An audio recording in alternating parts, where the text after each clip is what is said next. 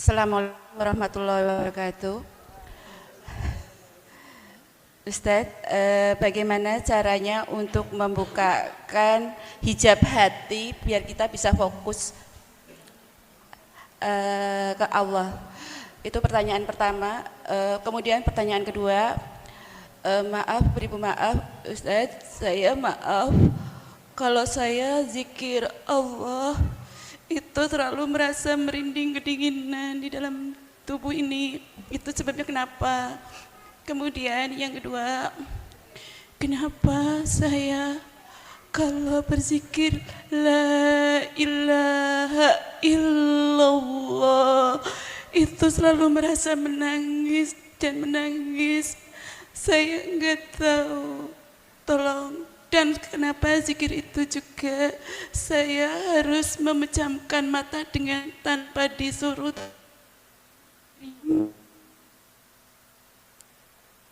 Itu pertanyaannya. Makasih Habib.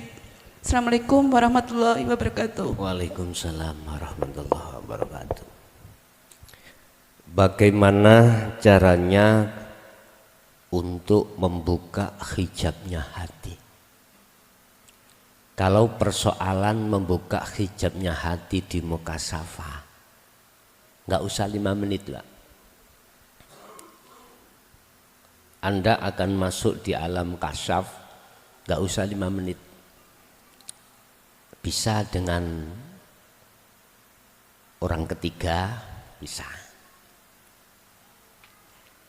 Tetapi kalau persoalannya membuka hijabnya hati pada Allah di maqam musyahadah, tidak ada lain kecuali Anda selalu berzikir sirul asrar. Urusan jenengan secara zahir zikir jahar monggo, atau hati zikir siri monggo. Wajib harus sirul asrar. Ini harga mati. Sebab hanya sirul asrar itulah yang akan membuat syirik dalam hati. Wa may yakfur bit-taghut wa yu'min billah faqad istamsaka bil urwatil wuthqa lam fisama laha. Inilah yang disebut tali Allah. Barang siapa yang membuang jauh-jauh at-taghut, perkara selain Allah dalam hatinya, maka dia akan bisa beriman hanya pada Allah atau bisa bertemu Allah. Otomatis hijabnya harus hilang dulu. Sehingga hanya dzikir sirul asrar lah yang ada kaitannya dengan surah Al-Baqarah 256 yang kusebut tadi. Qad tabayyana rusdu minal ghoi. Sungguh dengan jelas disampaikan ajaran untuk membebaskan dirimu dari kegelapan menuju terang benderang, membebaskan dari jalan yang tersesat menuju jalan yang benar. Qad tabayyana rusdu minal ghoi, dari belenggunya hawa nafsu kita akan dibebaskan Allah di situ. Hanya dengan itu. Itu yang pertama. Berarti itu harus terus gak mengenal waktu, tempat. Baik pagi, siang, sore, malam, terus dikongkon dzikir dalam hati tadi. Yang kedua, mengapa ketika saat saya berzikir, apalagi la ilaha illallah, selalu menangis? Terus zikir apa tadi yang Allah dalam hati kedinginan, dalam hati kedinginan. Gini Bu, idza quri'a, tatkala dibaca atau Anda mendengar tentang masalah Allah, wajilat qulubuhum, maksud bergetarlah hati, bisa terjadi kedinginan. Tinggal pertanyaannya, waktu berzikir tersebut hatimu itu masuk kepada penghadapan Allah apa enggak? Kalau masuk pada Allah, salah satu di antara tanda seperti itu tadi. Mengapa la ilaha illallah kita menangis? Sama.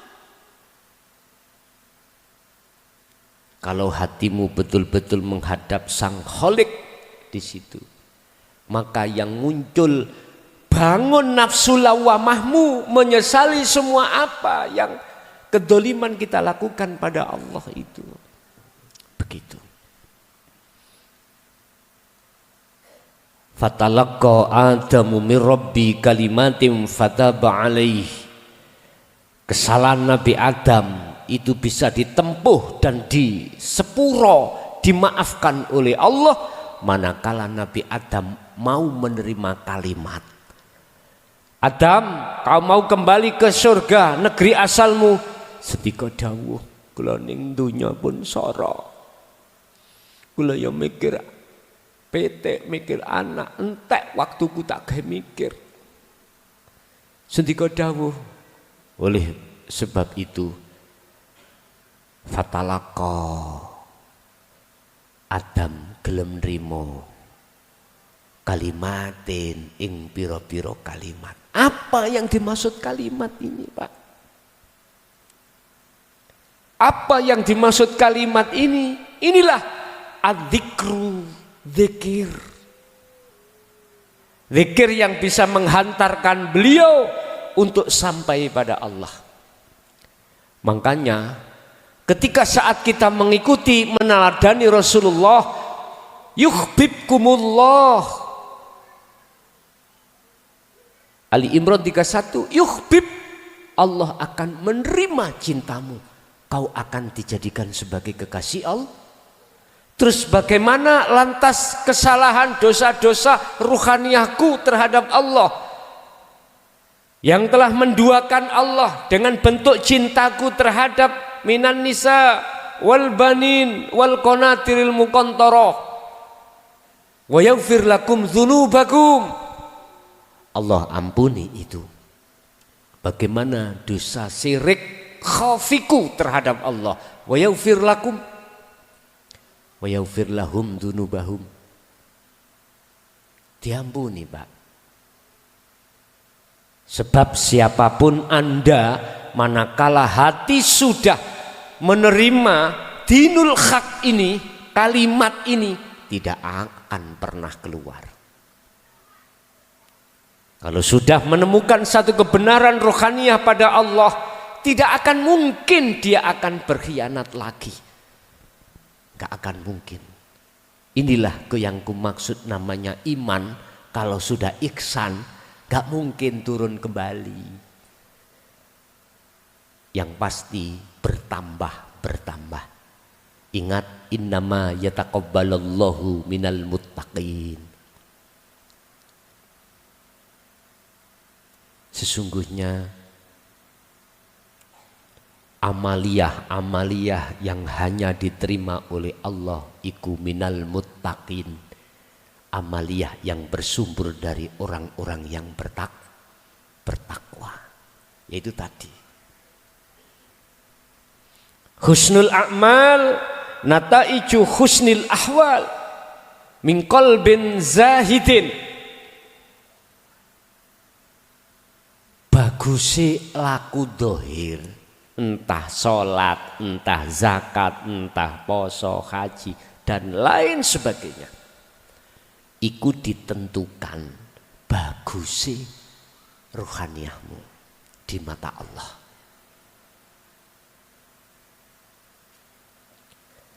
Bagusi amal jasmani ini di mata Allah itu diukur dari bagusnya keadaan ruhaniyah. Lah, keadaan ruhaniyah manusia itu hanya ada dua, Pak. Ada dua.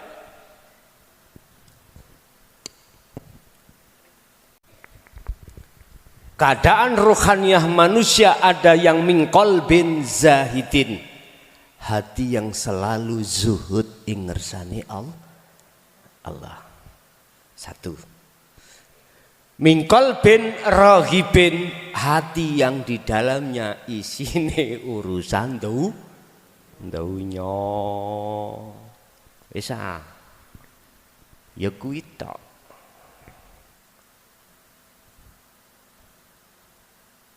Al-Maidah ayat 27.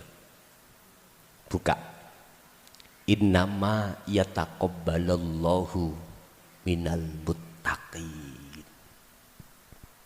Sesungguhnya amaliyah yang diterima oleh Allah hanyalah amaliyah yang bersumber dari orang-orang yang bertakwa. Bertakwa pada Allah. Ini menceritakan tentang Habil dan Qabil pada waktu dulu. Muttaqin itu min qalbin zahidin. Jadi sholatnya tidak karena pahala, tidak karena surga, tapi lillahi ta'ala. Kan wis jelas toh Pak. Di situ dikatakan niatnya lillahi karena Allah. Kalau tidak karena Allah, saya tidak akan bisa berdiri, ruku, sujud. Loh, hati itu duduknya di situ. Hanya sirul asal yang bisa membawa hatimu di situ. Begitu Bu ya? Oke. Ada lagi, monggo. Monggo. Mohon tanya untuk kholwat yang tepat itu waktunya kapan? Iya. Dan apa yang dibaca, apakah la ilaha illallah atau Allah atau hu? Siap. Dan itu perlu waktu berapa? Hari atau berapa tahun? Iya. Gitu. Makasih. Gitu. Ngaten. Matur suwun. Apa sih kholwat itu? Kholwat adalah nyepekake ati sangka sakliyane Gusti Allah. Iku kholwat. Apa sih zuhud? Ada yang mengatakan zuhud, ada yang mengatakan topo. Nah, seperti Mbah Yai tadi, topo. Ruhaniyah, tinggalkan keramaian urusan dunia ruhaniyah. Kalau mengacu pada surah Al-Insan ayat 25, kita boleh berkholwat di tengah kerjaan. Kita boleh berkholwat, bahkan wajib menurut saya, di tengah-tengah jasmani jenengan repot urusan dunia. Karena apa?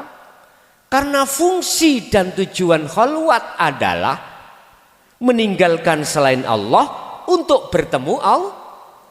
Pertanyaannya, apakah di dalam kerjaan gak ada Allah? Ada Pak ya? Ada. Kalau mengacu pada surah Al-Insan 25, maka repotok koyo opo jasmani ini dengan urusan makhluk, tetap rohaniah wajib kholwat. Wadkur isma rabbika bukrata wa asila. Tadi yang ditanyakan waktu kapan kita lebih baik kholwat dan pirang jam atau pirang tahun. Melihat dari ayat bukrata wa asila, dari pagi sampai sore, maka tidak mengenal waktu. Hati tetap harus terus berzikir pada Allah. Kalau kita mengacu pada surat Al-Insan 26, wa minal lail, separuh dari malam. Separuh dari malam. Berarti jam 11 ke atas tadi. sampai subuh. Terus kalau umpama kita itu hanya melakukan jam 11 sampai subuh, berkholwat, terus gunanya apa surat 25 ayat 25 tadi? Mestinya kita tidak mengenal waktu dan tempat. Cuman tempat sing nyaman wau terus si Mbah Yai memang ning pondok, ning omah, Bu, Pak, lembok entek. Ning pondok kan mboten. Sing budaya gak ono, fokus zikir terus 24 jam. Ya udah. Tapi bukan berarti tidak bisa disiasati berkholwat di rumah sendiri. Sakerso. Kalau dulu Pak ya, kalau dulu disebut kholwat itu harus tinggalkan semua pergaulan baik secara fisik maupun rohani terhadap manusia. Nggih.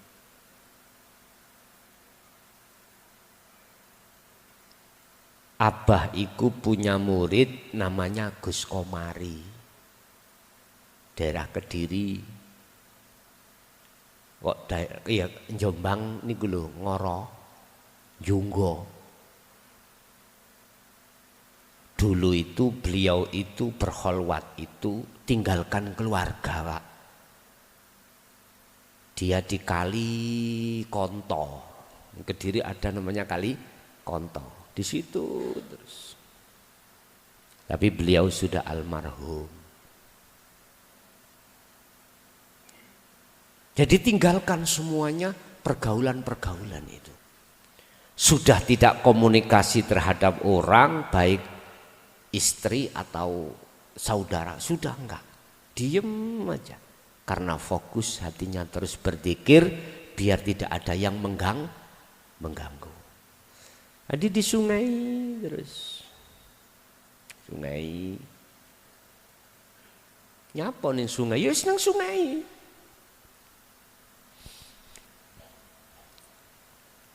Allah.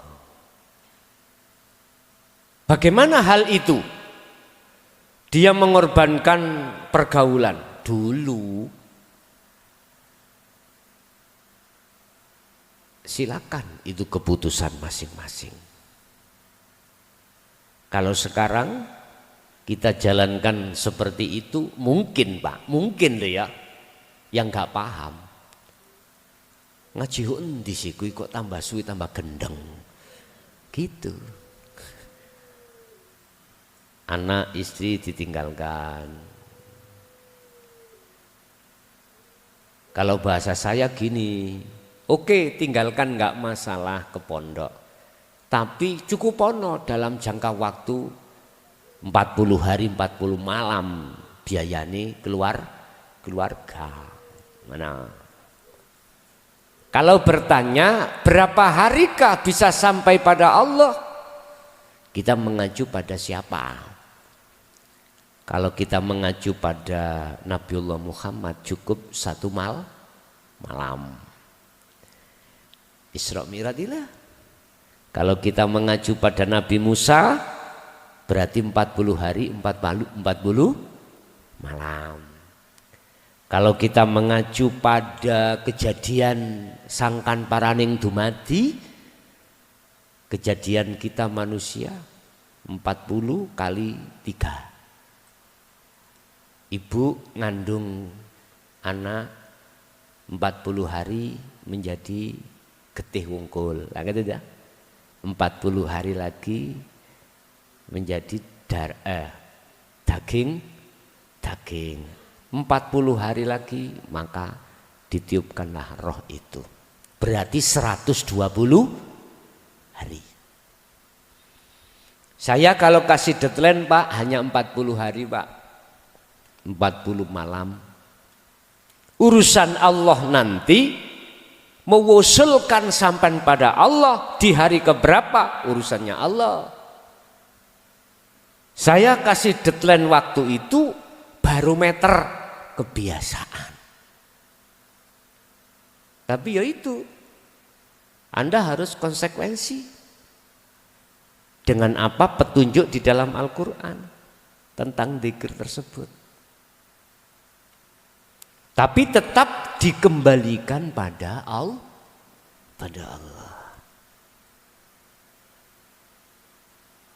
Kalau sudah tahu jalannya dan bertemu Pak, untuk berikutnya lo mudah sekali. Sak kedape meripat. Kerti sak kedape meripat. Maklab. Jenengan sudah tahu rumahnya masing-masing. Gak usah tanya-tanya, langsung lap. Kalau yang gak tahu tempatnya, seperti saya tadi ke sini. Mumet-mumet Pak. Untung ada map ya. Coba nggak ada map tadi. Tanya. Tapi kalau sudah pernah ke sini tahu jalannya, udah nggak tanya-tanya langsung kalbargi seperti kilat cepat. Sama dengan itulah.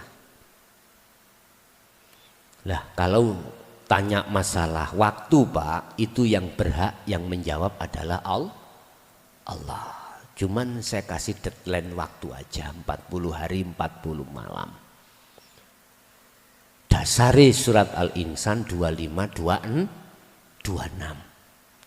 Konsisten teng mriku dengan zikir yang selalu dibawa, maka aku yakin nyampe di situ. Tandanya kan sudah saya kasih tahu tadi. Ammal arif la yarawna li anfusihim syai'an.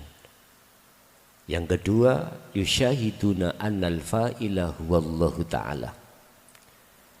Hatimu sudah tidak ada iman, hatimu sudah tidak ada rasa selain daripada Sang Yang Tunggal. Mana Sang Yang Tunggal itu yang tidak bisa kita sebut? Itulah nanti yang Allah sendiri yang memberitahu si salik masing-masing. Oke, antara saya dengan jenengan siapa di tengah-tengah ini? Hah?